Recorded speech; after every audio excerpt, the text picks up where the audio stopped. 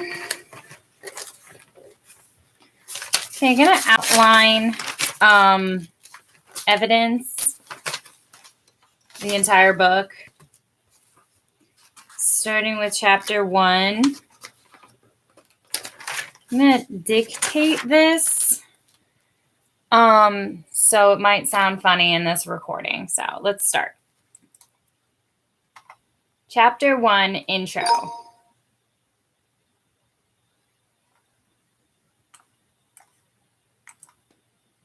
Chapter 1, Intro.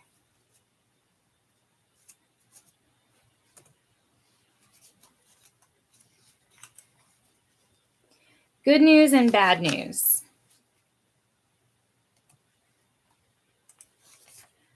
All lawyers work within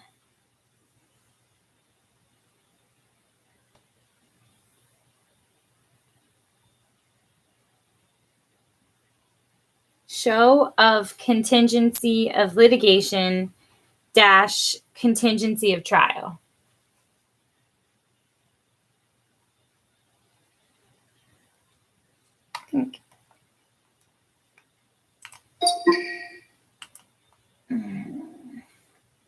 So let's actually start with the definition of evidence law.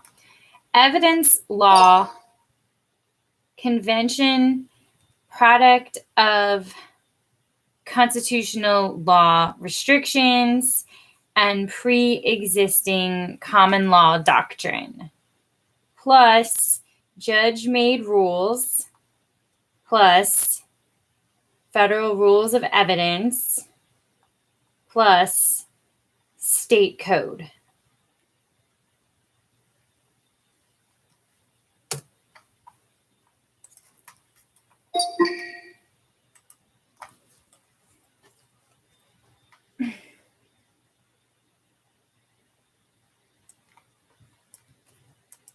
So that's kind of an equation of con law, common law. In the area of judge-made rules, I have kind of a parenthesis to add of uncodified and also codified. And then there's plus the federal rules of evidence, which I believe historically at one time maybe was FOE, effective in 1975. And the state code, just for an example, the one we'll be studying is California Evidence Code.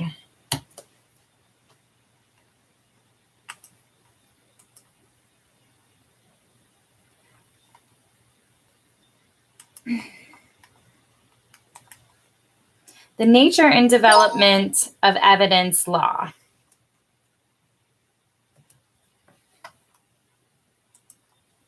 James B. Thayer from Harvard and John Henry Wigmore from Northwestern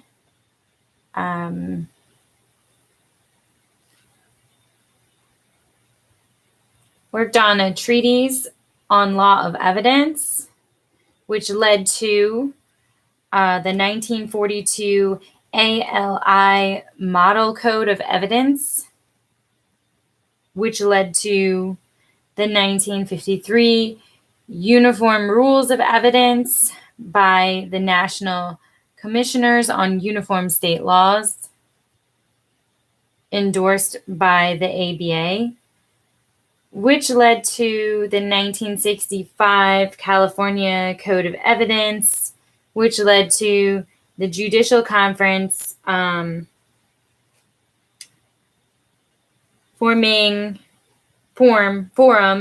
appointing an advisory committee to prepare and amend the FRE effective in 1975.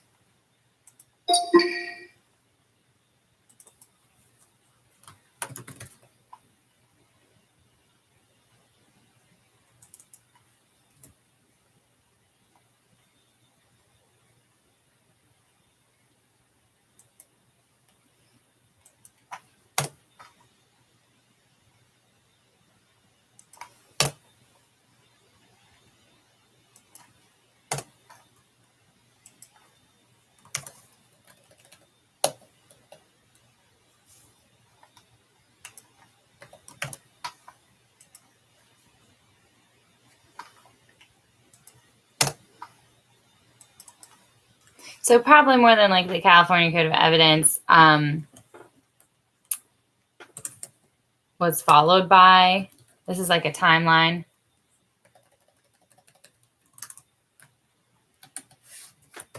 All right, so next section.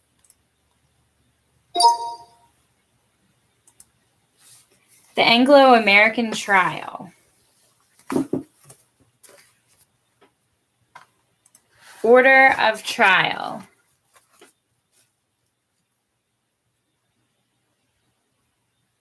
According to custom. Rule 611. Trial court judges exercise reasonable control over the mode and order of interrogating witnesses.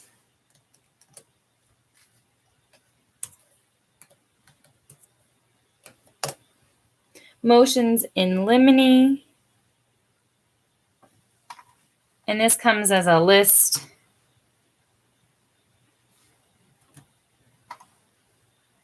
Like a numbered list under the order of the trial.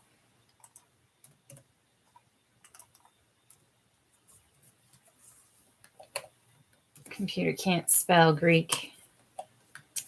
Limine. Might be because I can't say it. Number 2, voir dire or bench to impanel jury.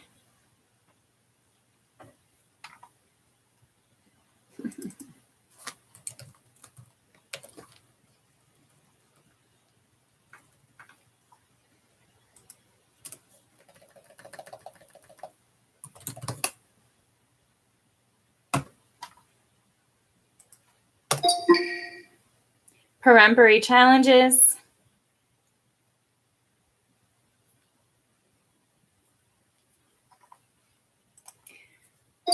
Peremptory challenges. Opening statement. Plaintiff. Prosecution. Case in chief.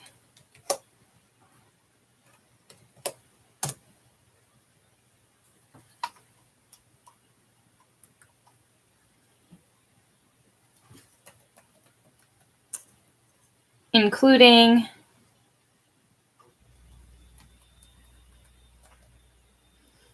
physical evidence,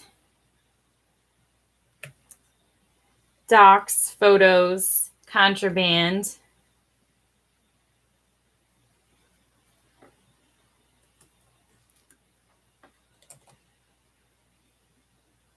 viva voce,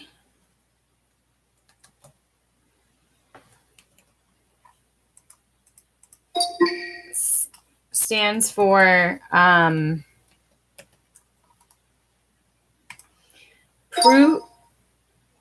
proof preferred, live testimony, sworn testimony, subject to cross-examination.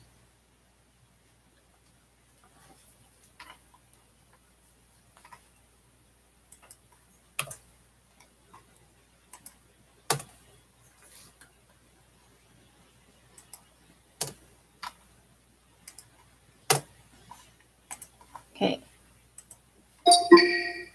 Heading back to the case in chief.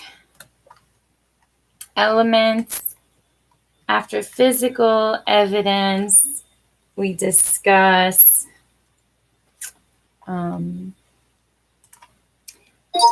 direct examination,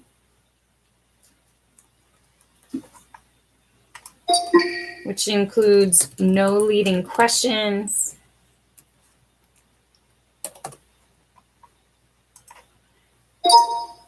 cross-examination, allows leading questions,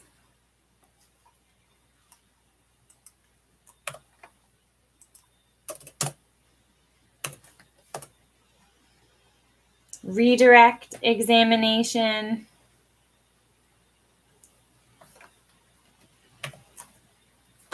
no leading questions, recross examination, allows leading questions,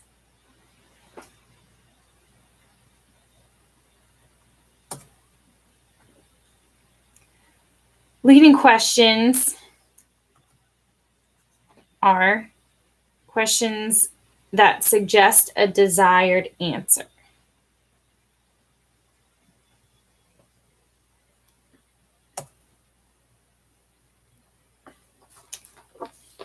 Marking evidence,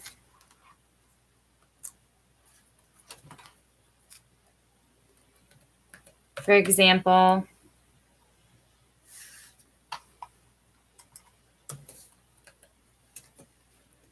evidence marked for identification,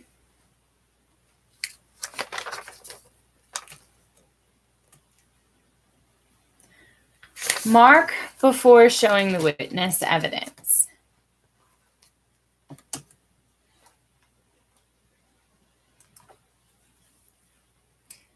Laying the foundation is process of satisfying whatever requirements the rules set for introduction of evidence. Necessary predicate to admit marked exhibit into evidence and show jury.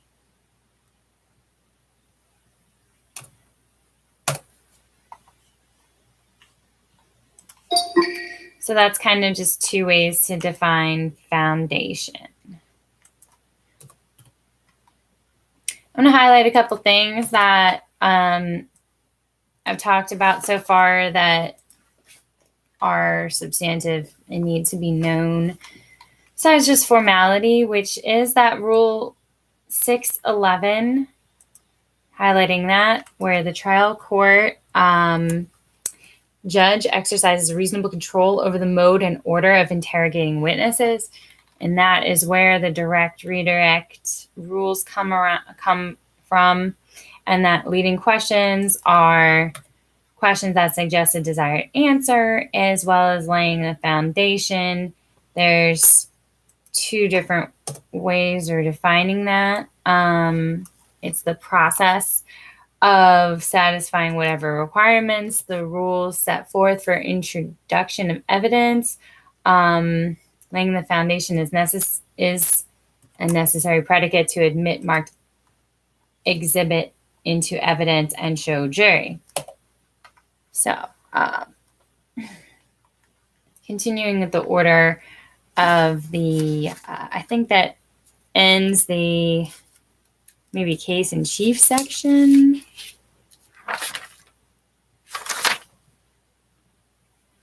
And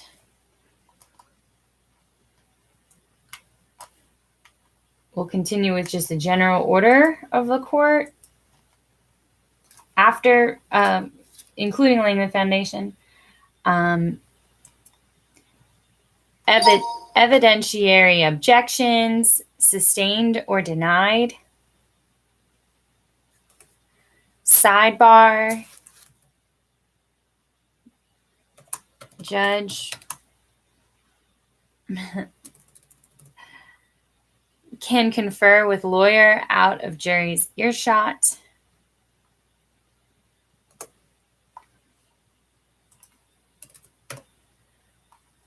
MTD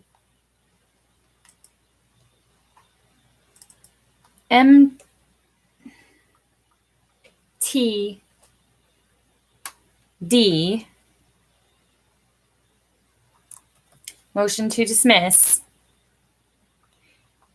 If case in chief is unconvincing, no rational jury could find evidence to satisfy the burden of proof.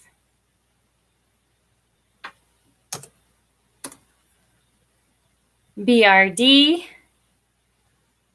beyond a reasonable doubt.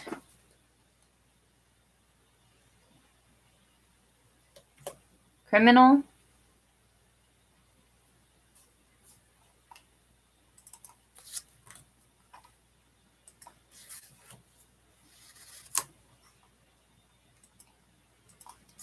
Standard of proof.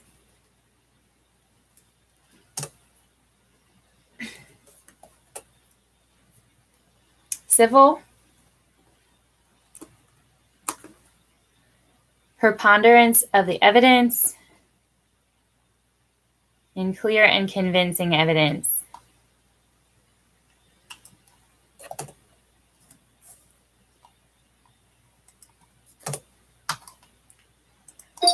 As an aside, preponderance of the evidence is more likely than not.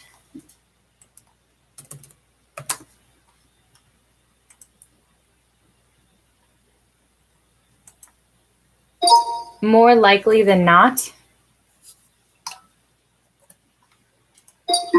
However, clear and convincing evidence is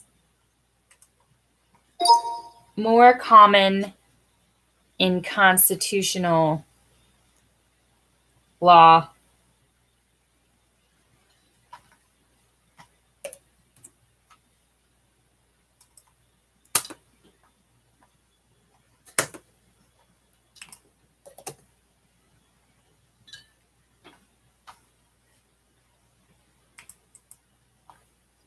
Defendant's opening statement. Continuing with the order of the court. Defendant's opening statement.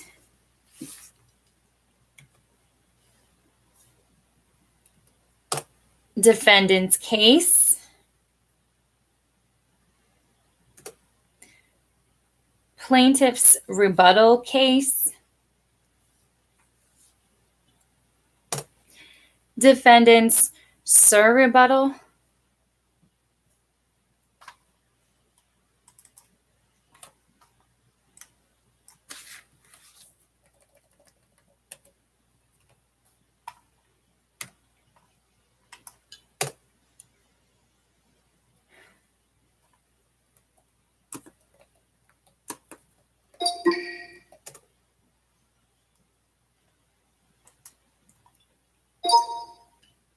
Closing arguments.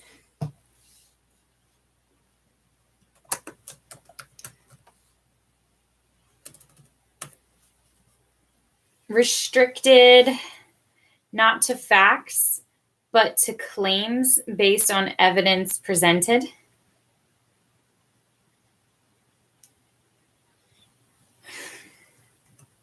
Jury instructions. Jury deliberation.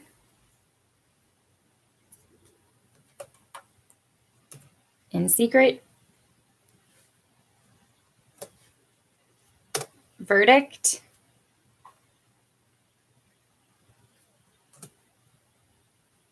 No appeal if objection is not raised. Per rules of evidence.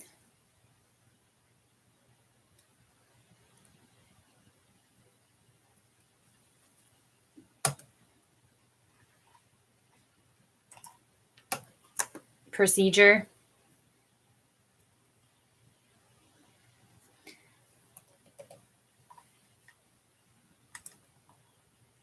The role of the trial judge.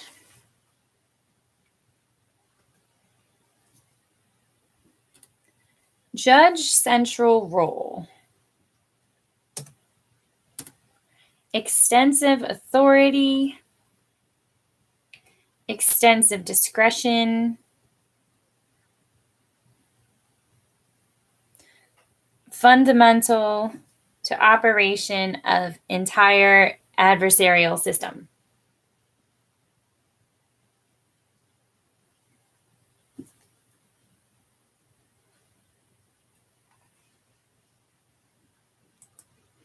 The trial court judge's authority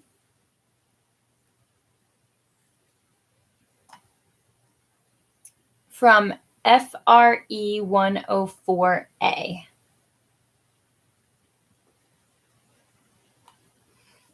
Also, CEC section 310, 400, 405.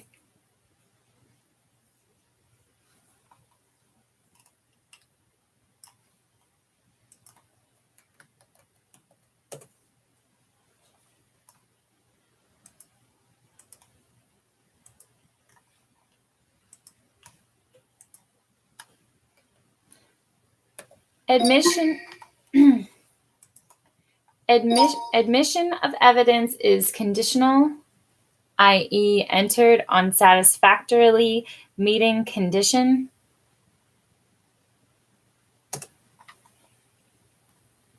Admissibility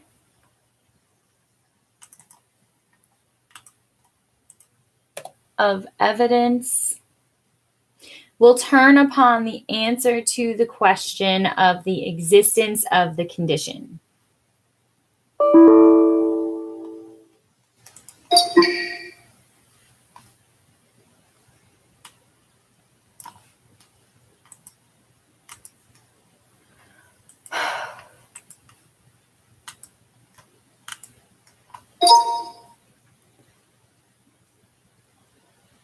The condition.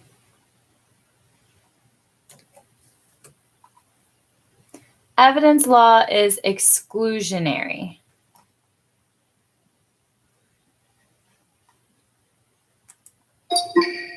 And by that, I believe we mean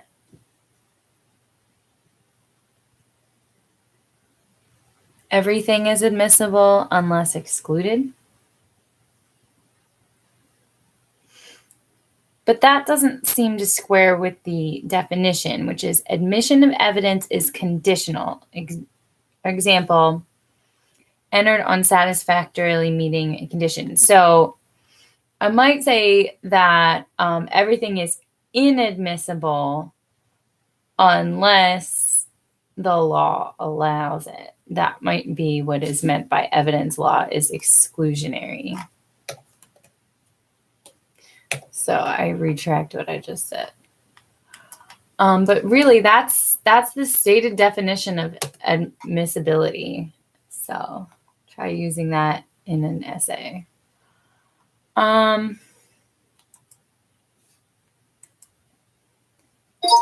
The trial judge's discretion, which I'm going to enter by myself as FRE 103, and also CEC section 353 and 354, which at this present moment in time, I would like to bring that back to the book market as I map the FRE to the CEC to the Florida statute.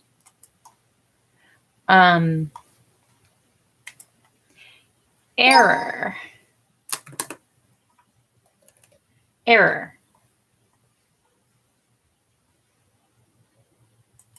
Affects substantial rights of parties. Prejudice. Case-by-case determination.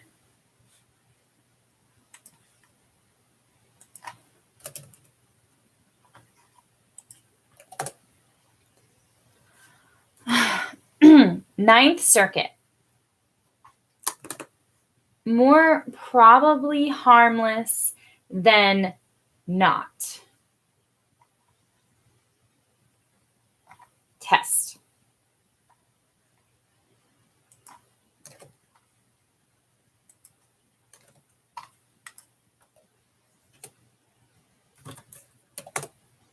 Third Circuit. More onerous. Reversal if not highly probable that verdict would let the same, I'm sorry. I don't know where I got let from, but would be the same without the error.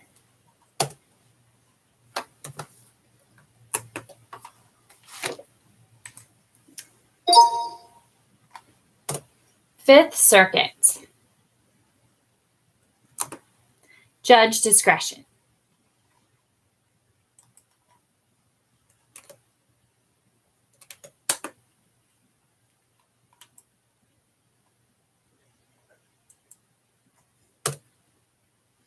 Reversible if plain error.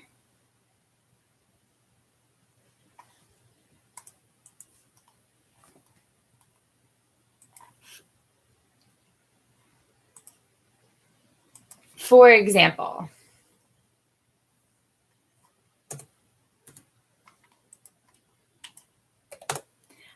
obvious on record.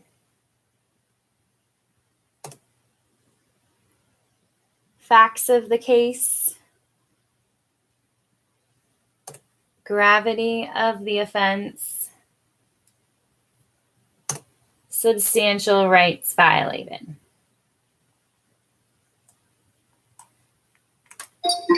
Those precisely are what we are looking for obvious in the record.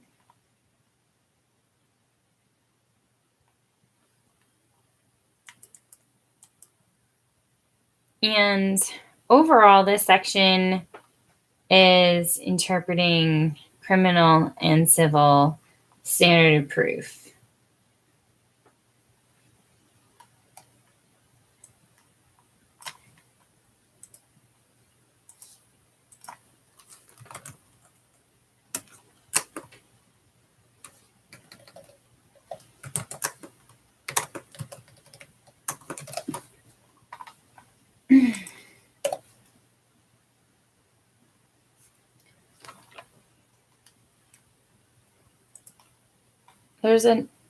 There's a section here quoted, which is from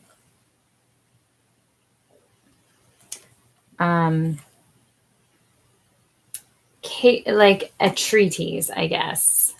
Section 12.05 and 16.03 at Evidence Law Book by Goldberg, Park, Leonard, Grenstein.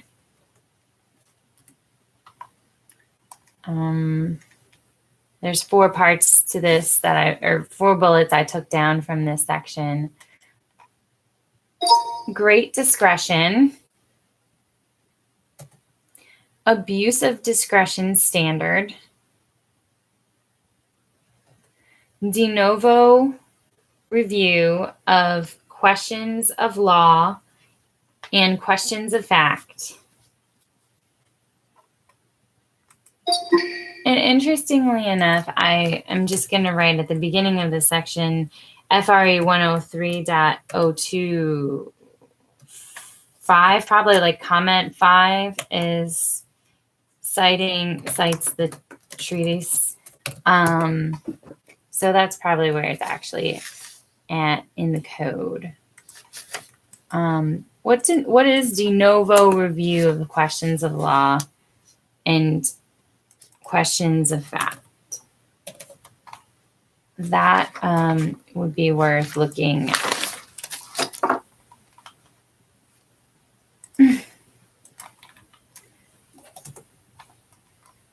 So now I'm going to start giving the cases that are relate to these sections here. They're short. Might even brief the case, but just not sure like how I want to do that. Like in a particular think I might do it as a quote, an intense quote. That sounds like fun. Making this a true outline. So, case 1, U.S. versus Walton.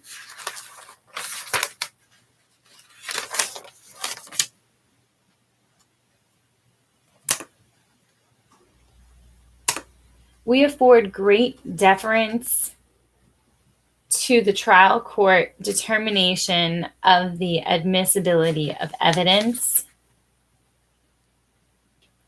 because of the trial court judge's first-hand exposure to the witnesses and the evidence as a whole, and familiarity with case to gauge the impact of the evidence.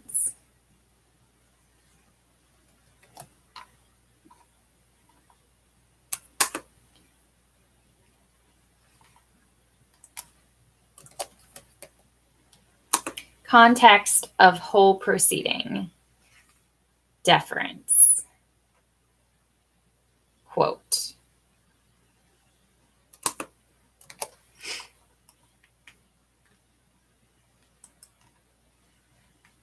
From U.S. versus Glacier.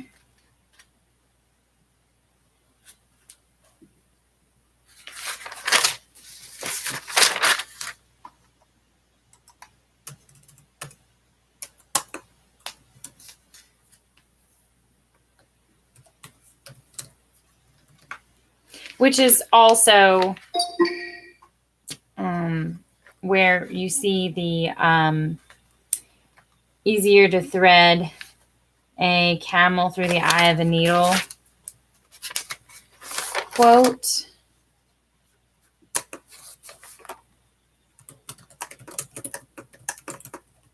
I believe.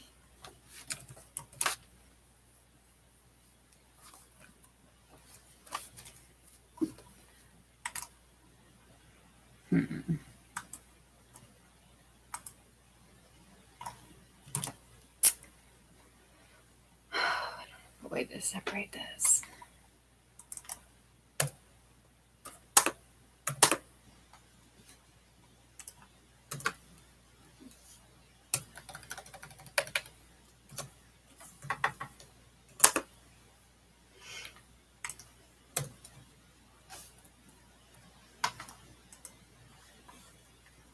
All right.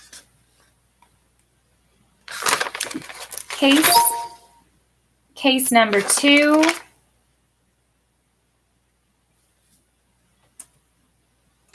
Bandera versus City of Quincy, 2003.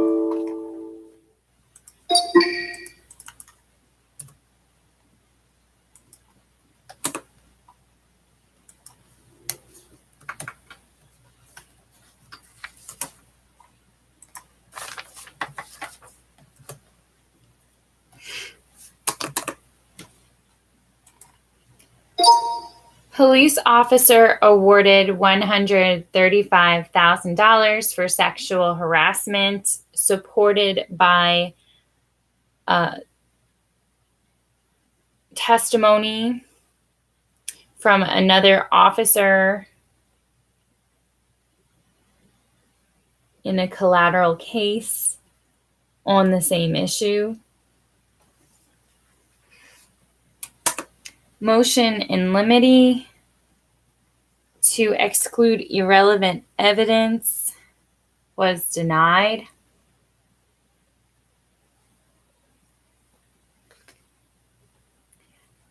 But remanded on appeal.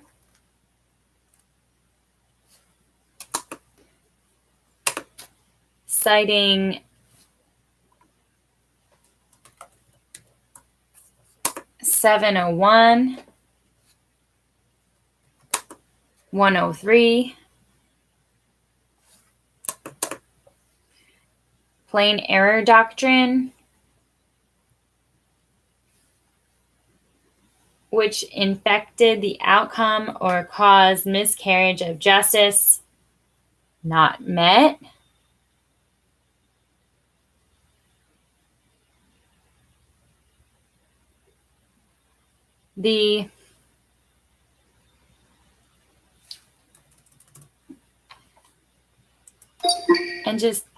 I think maybe the trial court's rationale for entering this testimony.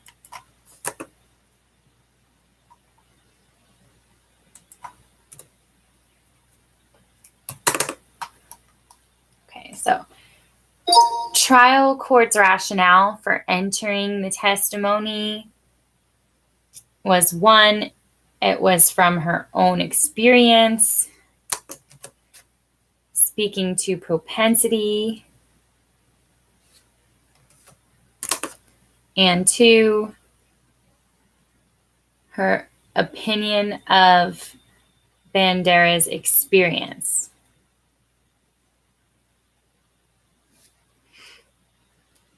Which was an error, as a non-expert witness cannot give testimony without actual observation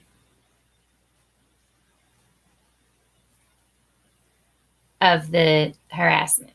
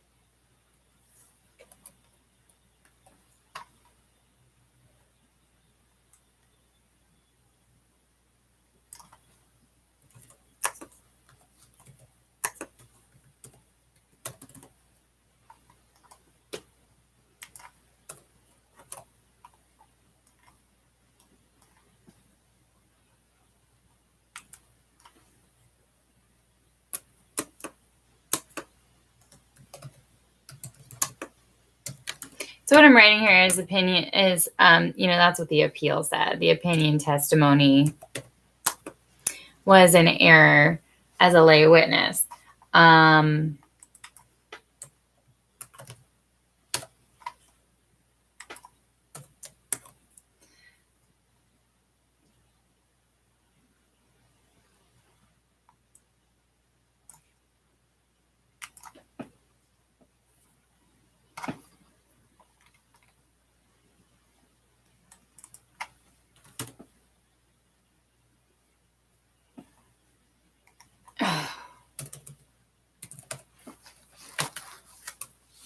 So they did not find this to be plain error.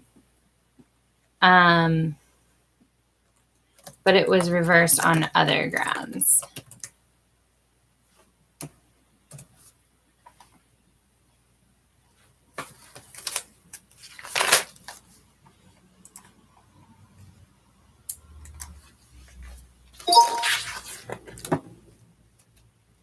Case. Okay. I have the case numbers messed up, and I will stop this recording to find the actual cases.